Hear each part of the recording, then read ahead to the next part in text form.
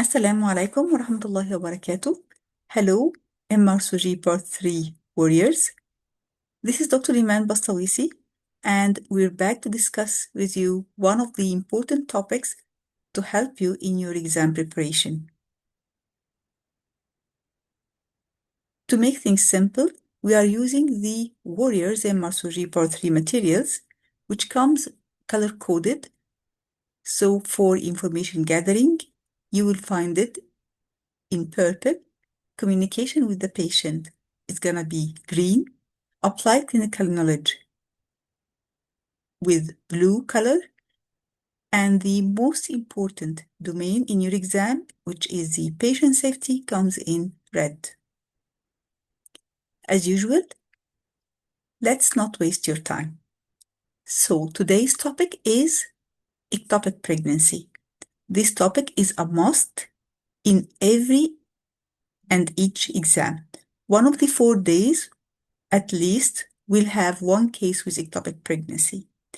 And again, the case can be simulated patient task, can be teaching, can be a structured discussion, but by all means, this topic, you're gonna have high chance to face it in your exam.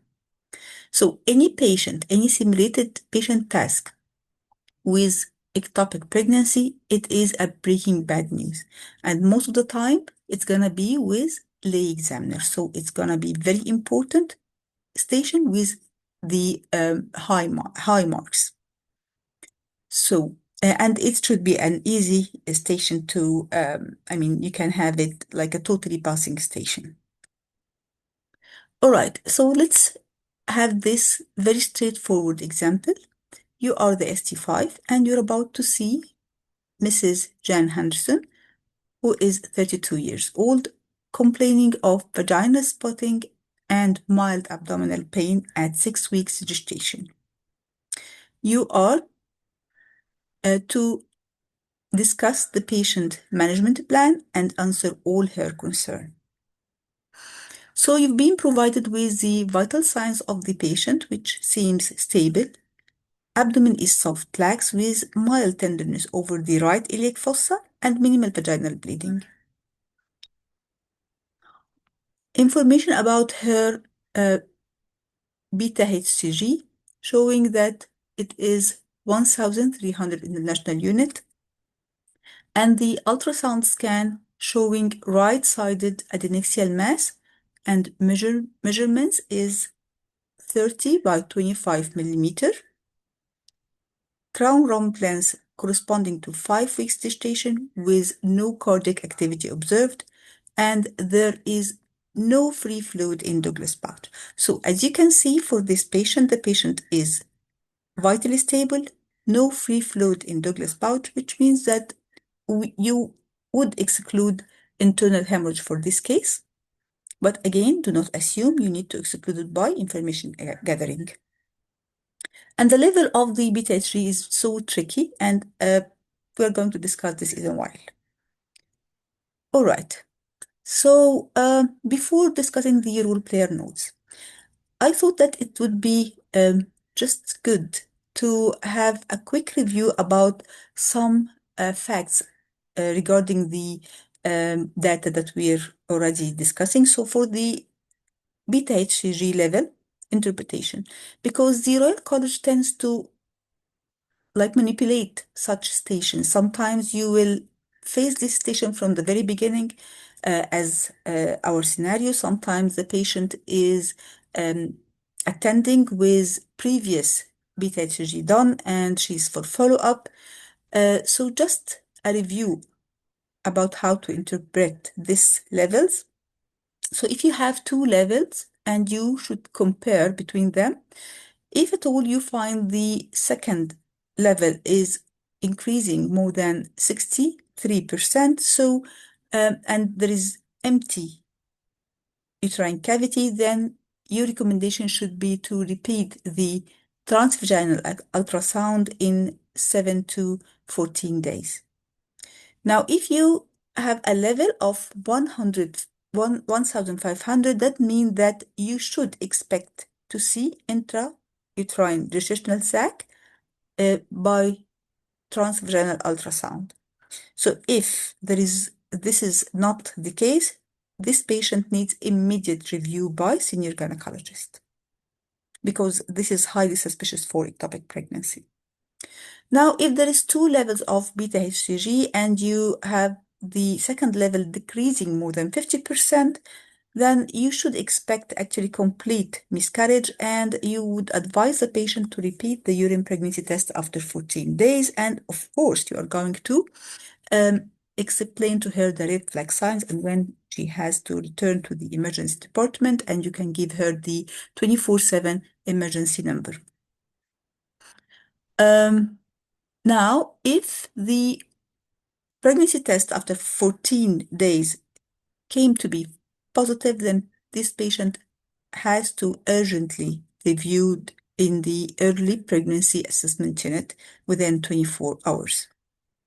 Again, if the second level decreased less than 50% or increased less than 63%, then again, evaluation in the early pregnancy assessment unit within 24 hours. Okay, so I know that it could be a bit complicated, but I mean, by practicing it in your real life, I'm sure that you'd be familiar dealing with it in your exam. Now, coming to the ectopic pregnancy management plan and how to select the management plan for each patient. Now, according to the criteria that is going to be provided to you in the case scenario, if the patient is clinically stable, pain-free, HCG less than 1000, the mass less than 35 millimeter, negative fetal heart activity, and the patient is reliable for follow-up. This is very important criteria so that you can offer the patient expectant management. Now, same criteria, however, the HCG between 1000 to 1500, then you could consider the expectant management. Again, the patient has to be reliable in follow-up. The information that you're going to say to the patient, that success rate for expectant management range between 57 to 100 and are very dependent on case selection. And the patient needs to have follow-up on day 2, 4, and 7. And we do expect that the decrease in the HCG level should be more than or equal at least 15% from the baseline. So then we can have a weekly HCG level till negative result is obtained. Now, to offer the patient methotrexate therapy, she should have the whole criteria of pain-free, beta HCG less than 1500, adnexal mass less than 35 millimeter, again, negative fetal heart activity. Follow-up should be reliable, and very important additional criteria that there is no intrauterine pregnancy. So there is no heteropregnancy. So if you offer the patient the methotrexate and she is not accepting the possible follow-up and possible complication, then the patient should be offered surgical treatment. Okay, so it's not only the criteria that is going to be provided to you in the case scenario, it's also the patient preference, and this is very important thing to be considered. Okay, again, for the methotrexate, remember to repeat the HCG on day 4 and day 7. Okay, all right. So for the expectant management, we're going to follow on day 2, 4, 7 for methotrexate, 4 and 7, and then continue weekly till negative result is obtained.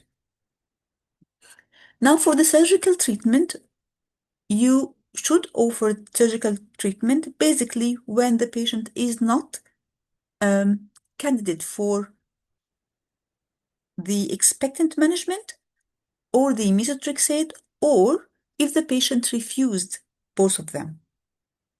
So if the patient has any of the following, like if she's in pain, if the HCG more than 5,000 international unit, if the adnexal mass more than 35 millimeter, and if you have positive fetal heart activity. So here you are going to offer the patient surgical management. And surgical management comes in two types. So it is either salpingectomy with the total excision of the affected tube, or salpingotomy, where only the affected tube is going to be incised and evacuation of the ectopic pregnancy as much as we can. So for salpingotomy, it's going to be, high risk for having further intervention, like having methotrexate therapy, or even sometimes the patient would be a candidate for another surgery where she has to go for salpingectomy. And how we are going to know this? By repeating the HCG level on day 2, 4, 7, so same as the expectant management, remember. Now, here there is a gray zone where the HCG between 1,500 and 5,000 international unit. Here you can give the patient option between methotrexate and surgical management. However, the patient still has to be fitting for the methotrexate, so that's to say there is no pain, the sac is, or the mass is less than 35 millimeter, no fetal heart activity, the patient is reliable for follow-up, and there is no intrauterine pregnancy. So that was the possible management option for ectopic pregnancy and the criteria according to which you're going to offer the patient different type of management. For the methotrexate specifically, there are some points to be covered, very important in explanation with the patient. You need to tell her that the patient will need follow-up on day 4 and 7, and then weekly. And you need to tell her that some patient will need another dose, and unfortunately, some other will need surgery.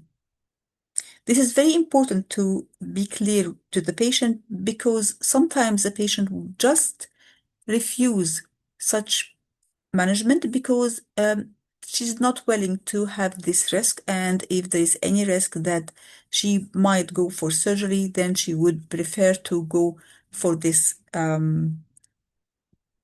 selection or for this option from the very beginning. So you need to be clear and give her the correct information. You need to tell her also that she may have some abnormal taste, blurring of vision, nausea, and tummy discomfort. For the patient who's planning to have methotrexate, pre-injection investigation in terms of full blood count, liver function, and kidney function test should be done. And you need to advise the patient to stop drinking alcohol for at least 1 week, because both of them are hepatotoxic. If the patient has Rh negative blood types, then you need to advise for anti-D injection, and you need to give her red flag signs. So if at all the patient has any increased pain, shoulder tip pain, dizziness, then she has to seek immediate medical advice or medical help. And you need to tell her that she has to stop or to avoid getting pregnant for at least 3 months after completing her methotrexate injection. So I hope this scattered information would be like a good base, so that we can discuss now about the management of our actually straightforward case. And it's going to help you to, if you face any other scenario, to select which option that you are going to offer the patient and what information you need to tell her. Just a quick reminder, please remember that any simulated patient task where the patient presented or diagnosed with ectopic pregnancy is a breaking bad news, even if the patient is stable, even if the patient is a candidate for expectant management and methotrexate, still she is losing a pregnancy that she was planning for. Also remember that whenever you have positive fetal heart activity, the management is surgical, please. Regardless the level of the HCG level, regardless of the size of the adnexial mass. If the patient is unstable, if the patient is in pain, in real pain, so again, the management is surgical, please. Any patient who seems to be unreliable for follow-up, or she is not willing for follow-up, please remember that this patient is not a candidate for expectant management or methotrexate. So an unreliable patient, unreliable follow-up equal surgical treatment, please. This is very important because, again, the Royal College tend to change the parameter of the criteria that they are giving to you. Some are in the case scenario, some are hidden agenda within the information gathering. So please remember, always ask the patient for her preference. Give her proper information, complete information, and then ask her for her preference, maybe. And please do not assume that it goes without saying that every patient would choose for medical treatment or would choose for expectant management. Do not assume the patient's agenda. Ask the patient. Always please speak the possible failure rate and the possible need for surgical treatment, because this might be a cause for the patient to choose surgical treatment from the very beginning, as I just discussed with you. All right? So remember those few points in your station. I hope that this slide or this video is going to help you to be very alert during such station, because as I told you, ectopic pregnancy will appear in every and each exam, not because it's tricky, but because it's common and it's risky. And the Royal College needs us to be safe doctors. So whenever you face ectopic pregnancy, they need to be sure that you'll be able to give proper information and to be safe so that the patient is going to be safe. All right, so let's go to the model answer for this case. Again, this is a straightforward case, as I told you. So, as usual, as our template, we used to start with the introduction, soft introduction. So, hello, I'm Dr. Iman Bastawisi, one of the senior doctor taking care of you today. May I confirm your name and age, please? And how would you like me to address you? And be nice and gentle. Nice to meet you, Jan. All right? I mean, it doesn't mean that if the case is breaking bad news, that means that from the very beginning you need to be sad. You are meeting a patient who is vitally stable. All right? So be gentle. A gentle smile, keeping eye contact is going to help you in your upcoming counseling for the patient, right? Now clarify what you understand and clarify if your agenda is going with her agenda. So I understand that you are pregnant and you've noticed vaginal spotting and tummy pain, for which you had some blood test and a scan, and you're here to discuss the results and the future plan of management. Am I correct? Now, as this is the first time to meet you, is it okay for you if I ask few questions to know better about your case so that we can together reach to a mutually agreed safe plan? And by the end of our meeting, I will provide you with written information related to our discussion. I hope that this is not the first video that you're seeing or you're watching in our channel, but I usually advise you to give the patient the written information in the very beginning during your agenda setting. So if at all you will not be able to complete your station, so giving her this um, the patient information leaflet in the very beginning will save point for the patient communication and for patient safety. It's a very important tip, and I hope that you all will adopt this strategy.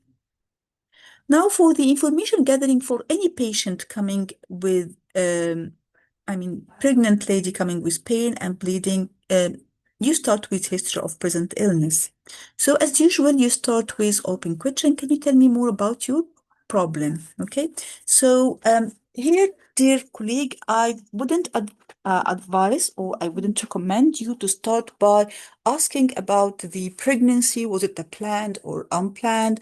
And congratulate her and what have you, because you know from the case scenario that this is an ectopic pregnancy and this is a breaking bad news. So there is no place here to congratulate the patient. Okay, so she's here with a problem, ask about the problem. Now, then you start to ask specific question about her problem, starting by the menstrual history. And why is this? Before digging into the bad issues, the pain, the bleeding, and the red flags, just confirm that she is in her 6 weeks by asking about her last menstrual period and whether or not her periods used to be regular. And another important question, if she used to suffer a lot of pain during her periods. And why is this? Because you're thinking about endometriosis, which may makes surgery difficult. Okay, so only 1 second to ask about pain during periods. Okay, and why I'm explaining this to you, dear friend, because as I told you, this station can appear as a structured discussion or as teaching station. So the main thing that in simulated patient task, you just ask without explanation what are the reason behind your questions. But in structured discussion, the examiner may ask you, your colleague in the teaching session may ask you why would you ask such questions? So you need to be ready. You don't just ask questions and that's it. You need to have justification. Now, for the pain, when, where, and any radiation. Okay. Bleeding, again, when, how heavy, and any blood clot. The red flag signs are very important: shoulder tip pain, fainting, dizziness episode. Remember that you should not ask every and each question from these questions, because sometimes within the answer of the open question, the patient has already given you some information, so no need for you to repeat yourself, right? So listen to the patient's answer. Otherwise, you will give the examiner and the role player impression that you're not listening, you're just following a template. So keep concentrating and keep listening to your patient or the role player. Then the obstetric history, ask if this is the first pregnancy or not. If not, then ask about any problem in the previous pregnancies and delivery again, because sometimes a repeated cesarean section or some infection following the pregnancy or miscarriages would end up by some adhesions, and this again is going to cause some difficulty in surgery if the patient is a candidate for surgical management. All right, now medical history, surgical history, and family history. As per usual, safety questions. I hope that you know our mnemonic. So this is A, B, B, C, triple C, S, and M. So A for allergy, B for body mass index, B for blood group and RH typing, and any concern regarding blood transfusion, C for cervical screening, S for social support, and smoking, alcohol, recreational drug, and the M for mental health. So these are very important safety questions that are almost constant in all stations in your simulated patient tasks. Of course, sometimes some of these questions are going to be omitted, like if the patient is less than 25 years, then you will not be able to ask about cervical screening. If the blood group has already been provided to you in the case scenario, so it's gonna be it's not going to be bad, but it wouldn't be so good to ask about something that had been already provided to you. And of course, for a patient who already had some um, bad news, like if the patient has been diagnosed with intrauterine fetal death, or if the patient had miscarriage and she knows about it, and you're asking about mental health, so it doesn't make sense. I mean, obviously, she's not feeling good. Now, this patient already you have been provided by her examination, so you just can tell her that I have your examination and it is reassuring. Okay. Now the explanation, and the explanation here is breaking bad news mainly. For any station with breaking bad news, I would highly recommend you to write the patient name in the paper that is going to be provided to you. So you will be able to just like with one glimpse to check and be sure that you are calling the patient by her correct name. It's going to be very bad if you're going to call the patient uh, uh, with wrong name. Okay. And calling the patient in breaking bad news by her name um, is like building a rapport with her. Okay, so as usual, breaking bad news usually into steps. First, you ask her if she has or she wants someone to be with her, right? And then you tell her, Jan, I'm afraid I do not have good news. All right, so an important phrase you need to speak is that I have checked the name, date of birth, and NHS number, and the report belongs to you. This is very important. Whenever you're going to discuss any reports, any results, you need to inform the examiner or inform the patient or inform your candidate that he has to check the patient name, NHS number, and date of birth. Okay, because this is very important safety point. So the blood test shows that there is an early pregnancy. However, Jan, the scan shows that the pregnancy is outside the womb. We call this ectopic pregnancy. Okay, so you need to be very clear with the patient, honest, gentle but honest. Okay, but you need to be very clear with the diagnosis and speak the diagnosis that it is ectopic pregnancy. Now let me explain this to you, and you need to be you need to be ready to draw to the patient. And in your preparation, I would recommend you to practice while preparing for your exam in some station to draw, because this is very important for the communication with the patient. Plus, it's going also to help you during explaining the management plan in some stations.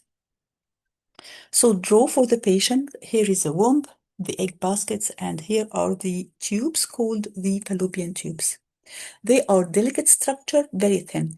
And when you give any information, be sure that you're going to use them. Don't just give random information. So normally pregnancy grows in the cavity of the womb.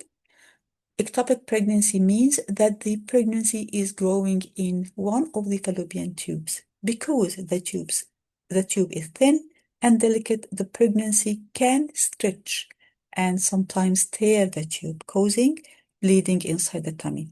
Here, remember to say correct description, however, gentle description. So you don't tell her rupture or burst. You tell her tear, all right? So, which can be life-threatening. Yes, you need to speak this. I know that this is not gentle, but this is a must. Otherwise, she would start to negotiate with you. Okay, so keep the pregnancy inside the tube. It's okay to grow. I can withstand pain or what have you. You need to immediately tell her that this is a life-threatening condition if not treated properly. And I'm sorry to tell you this, Jan. Okay, see how is using the name of the patient, even when you're listening to this conversation, you will feel that uh, there will be a rapport between the doctor and the patient. All right. Now, you did explain to the patient what is the ectopic pregnancy and why it is dangerous, and this is because the possible bleeding inside the tummy. Now, ask permission to proceed and to discuss her management plan. Your management plan is going to be under team of doctors. Remember, this is not multidisciplinary team, my dear friend, and avoid using the term multidisciplinary team if it is not the case. I mean, all right, for the maternal medicine module, for the oncology module, almost always it is a multidisciplinary team. And in some cases in the urogynecology also, there is some cases where the management is going to be under multidisciplinary team. Other than this, if the case is not under is not for multidisciplinary team, do not use this term, please. It would show that you're not oriented about the system in UK. So for this patient, again, if this is not multidisciplinary team, it's only group uh, uh, of doctors or healthcare specialists. This is my consultant, the anesthetist who looks after you while you are asleep for operation if needed, and a counselor with a specialized nurse also. Well, if the patient from the case scenario, you find that the patient is at high risk for venous thromboembolism, then you would add the hematologist also to the team.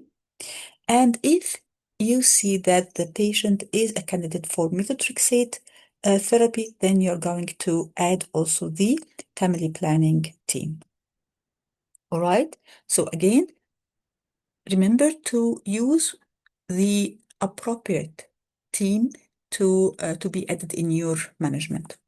Now, the options, what you are going to do right now is that you're going to enumerate the options and then ask, as we agreed, you're going to ask for any preference, right? So we have three options. And why is this, dear friends? Because the patient is having beta HCG is 1,300 and the mass is less than 35 millimeter. So she is a candidate for the three options.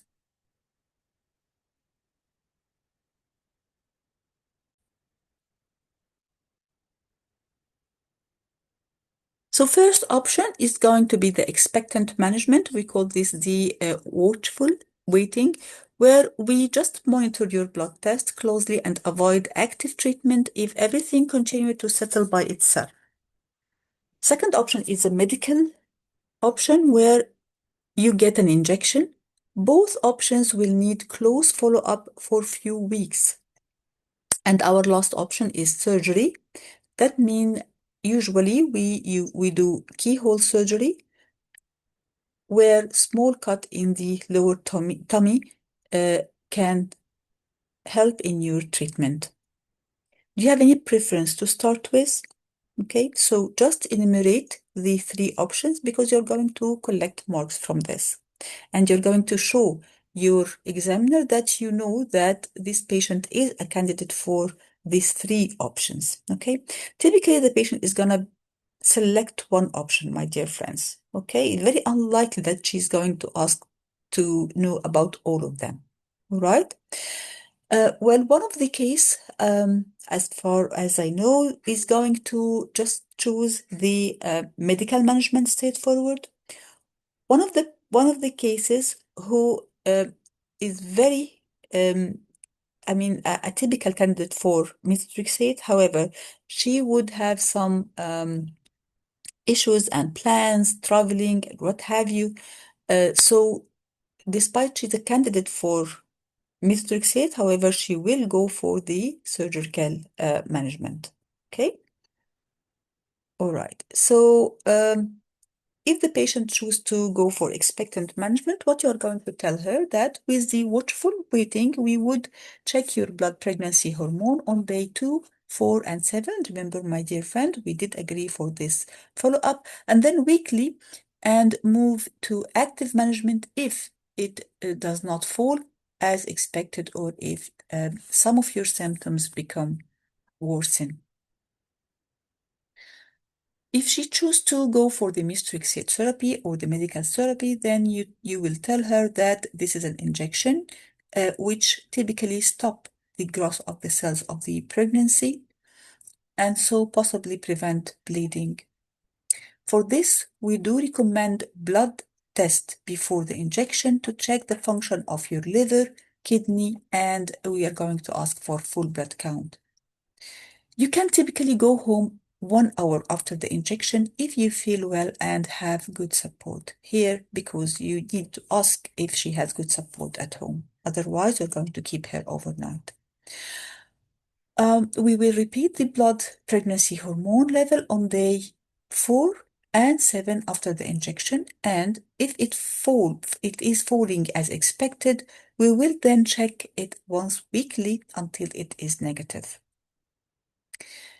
If your blood group is Rh negative, we will offer you an injection called anti-D immunoglobulin. Of course, you're not going to tell the patient if your blood group is Rh negative because you should have already asked her about her blood group and Rh type. And if she has Rh negative blood type, then you're going to offer her anti-D immunoglobulin to prevent future pregnancies. We advise using reliable birth control method to avoid pregnancy for at least 3 months after methotrexate, and we can arrange advice from the contraception clinic. Okay, Jan? Now, Jan, please avoid drinking alcohol. If she told you that she used to drink alcohol, here, one of the important safety point to inform her to avoid drinking alcohol.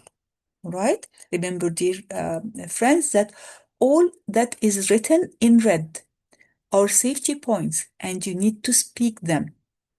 All that are in blue, this is applied clinical knowledge and you need to speak them. All right?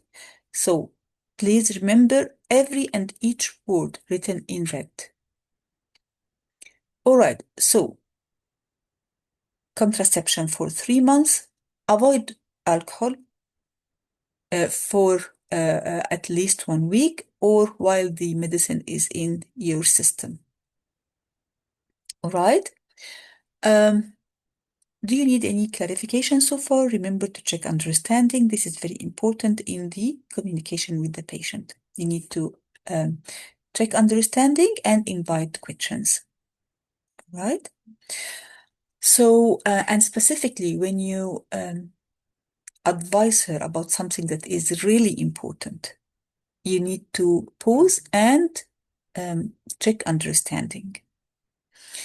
Now, you need to explain to her what to expect, that you may experience abnormal taste, blurring of vision, nausea, tummy discomfort. All right? Here, this is what she should expect and it should be okay.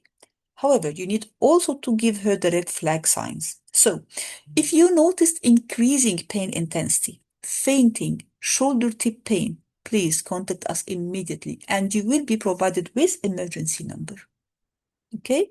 So this is very important. This is very important. This is failing point. So please remember to tell her about the red flag signs.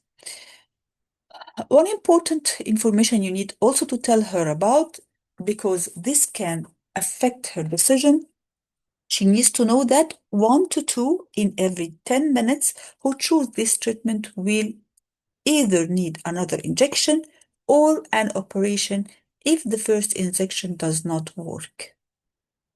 Am I clear to this point, Jan? Again, because this is very important point, you need to pause and check understanding. To make sure you are happy with this treatment, you should go over each point of consent and discuss them with me or the nurse before you sign it.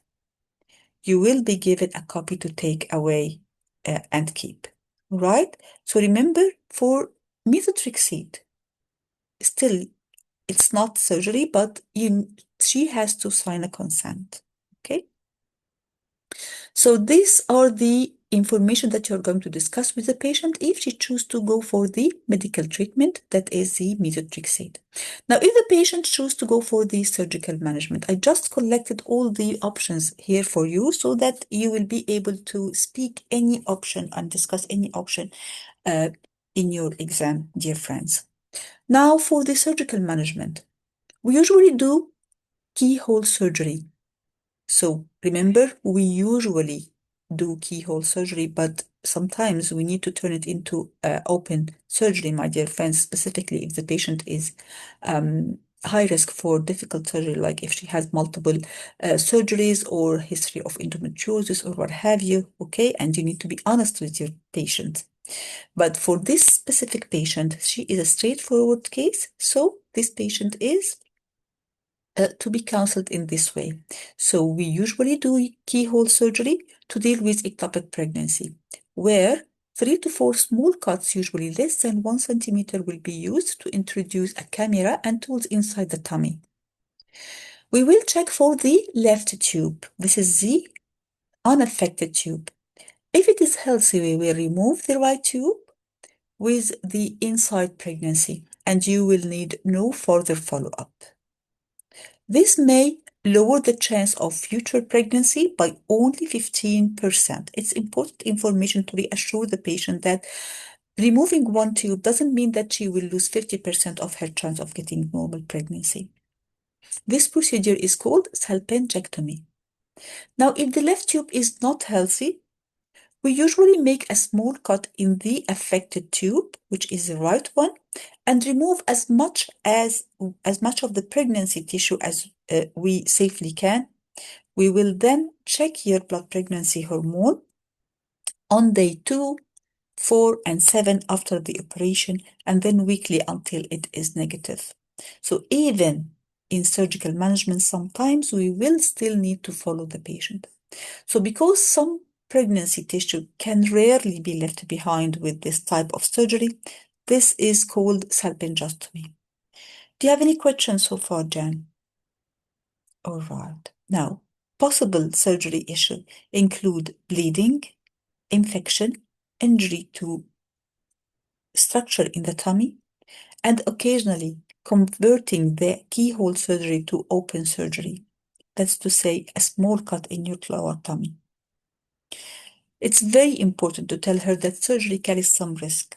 So if the patient is a candidate for methotrexate and she just chose surgery just because she wants to minimize her possibility of having follow-up, then she has to know that surgery carries some complication and some type of surgery even will still need follow-up.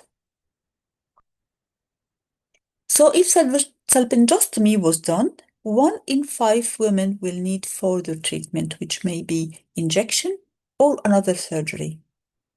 Am I making sense? All right. And here, my dear friends, you can use the drawing that you already provide to the patient while explaining what is ectopic pregnancy.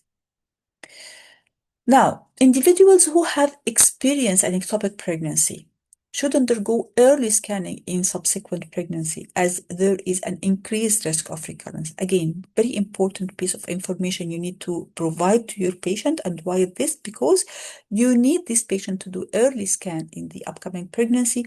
So if at all she will have a recurrent ectopic pregnancy, you will detect the lesion as early as possible, so she may be a candidate for methotrexate and she could avoid surgical treatment. Okay, so that's why it is important safety point, and if you miss it, you will miss 1 point from the safety domain. Again, you need to be kind to her. I'm sorry to inform you this, Jan, but it is important to be aware of this potential risk for your safety. Okay? All right. So as you already told her about the possible options, the positive aspect and the negative aspect and the follow-up, the red flags of each option, now you need to end your station. And how is this? As usual, you give her the patient information leaflet. Very important. Inform your consultant, because this patient is at high risk, specifically if she chooses for surgery, and have a counselor to meet you, right? Because this is a breaking bad news, so a counselor should be involved in her management plan. Admission and blood test will be arranged if the patient is for surgery and if the patient has no enough support at home. Otherwise, blood test to be initiated before methotrexate injection. The patient should wait for 1 hour after the injection, right? And at the end of your station, you need to show support. We are here for you, Jan. Let the nurse know if you need me, and I will support you. And thank you for your time. Okay. I hope this video is helpful for your preparation, and I hope you like this video. And I would be very happy if you can drop any question or any comment, any recommendation for further topic or further tool that I may provide for you that would help you in your preparation. Again, I was very happy to spend this time with you, and I really wish that my videos would help you in your preparation and you would remind the small tips that I'm giving to you, and will help you to pass your exam. Thank you so much, and see you in the next video. Have a nice day.